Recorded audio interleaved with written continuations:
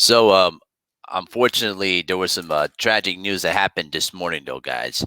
Um, Rock and roll legend Little Richard died today at the age of 87.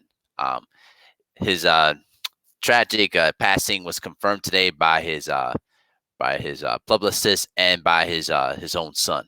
Okay, and he was a great legend in the music industry, and one of the first few African artists that break through in the rock and roll scene during the 1950s. You know what I mean?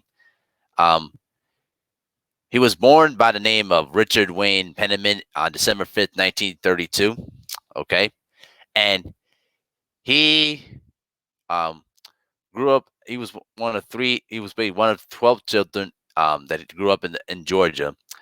He reportedly left home at the age of 13, following by accusations from his father that he was basically gay, and he ended up moving with a white family in Macon, Georgia. Okay, then he began his music career at age 15 when he took the name of Little Richard and landed his first record deal with RCA.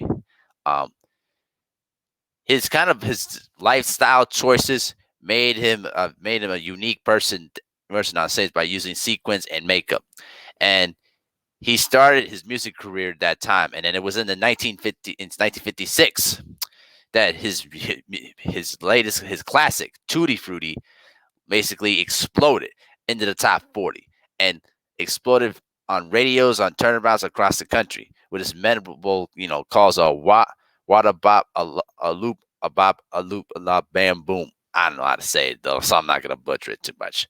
But he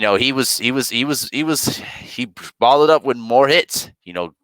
Songs like that provided the foundation of rock and roll music, like Lucille, Keep It Knocking, Long Tall Sally, Good Golly Miss Holly. You know what I mean?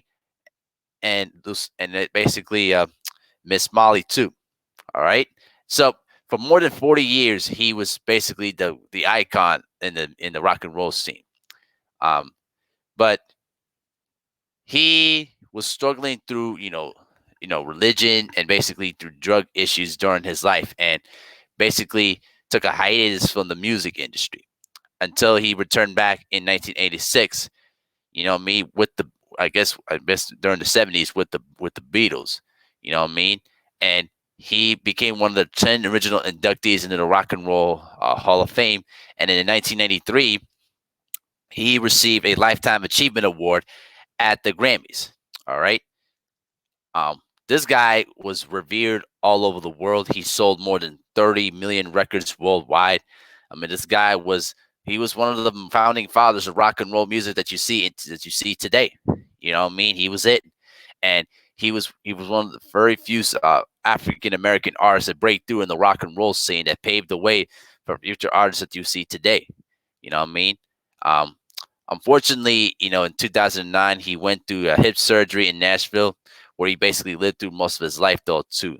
Um, the cause of his death, um, it's been reported, has been through a series of issues with bone cancer, too.